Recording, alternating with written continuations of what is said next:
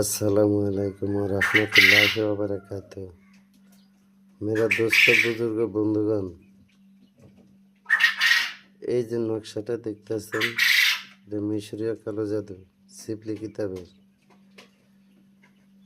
তো এই নকশাটা স্বামী স্ত্রী প্রেমিক প্রেমিকার জন্য, ভালোবাসার জন্য যত যেই প্রান্তে থাকুক পৃথিবীর, সে আসতে বাধ্য হবে। কারণ এই কাজটা আমি দুইবার করছি, দুইবার করার পরে হয় নাই।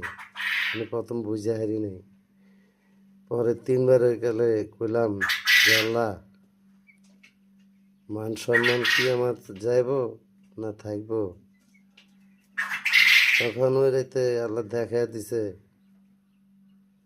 যা অমুক একটা কবর আছে, কবরে যা তাবিজটা গায়রা থুয়া থুয়া খালি কবি অমুকের বেটে অমুক, অমুকের বেটা অমুকের কাছে আয়া পর।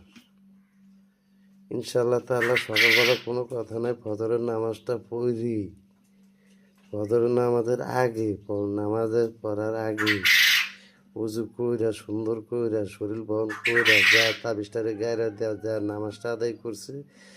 আগে আল্লাহ তাআলা সকাল 10টা কিংবা 11টা বাজে খবর আইছে যে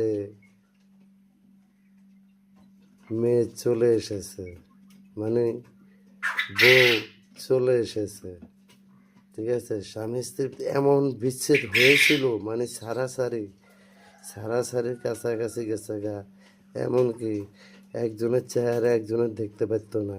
এখনো অমরণ ভালোবাসা আজকে 1 সপ্তাহ ধরে চলতে আছে। আগে আল্লাহ তাআলা, তো ভাই আমি যে কটা নকশা দিই আপনারা কিন্তু দেখেন, আমি নকশাগুলো দিই যে আপনাদের উপকারের স্বার্থে দিই, কিন্তু কেউ আমার এই নকশা অন্যায় কাজে খাটাবেন না। যে অন্যায় কাজে খাটাইবেন সে কিয়ামত পর্যন্ত দাবি থাকবেন।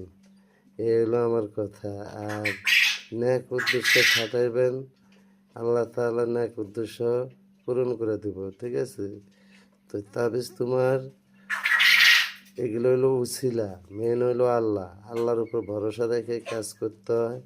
আর এই আমি কাজগুলো করে হইলো, ওই যে পাখির আওয়াজ শুনেন, এই পাখির রক্ত দেয়া। ঠিক আছে, পাখির রক্তটা কালি বানায় তারপর আমি এই কাজ করি, এই যন্ত্র ফিটিং করি, কইরা যত কষ্ট ফিটিং করে তারপর আল্লাহর রহমতে ওটারে ছেড়ে দিই। সে পৃথিবীর যে প্রান্তে থাকুক, তারে এই তাবিজের জিন্নাত, এই তাবিজের জিন্নাত তারে তাই না আনবে ইনশাআল্লাহ।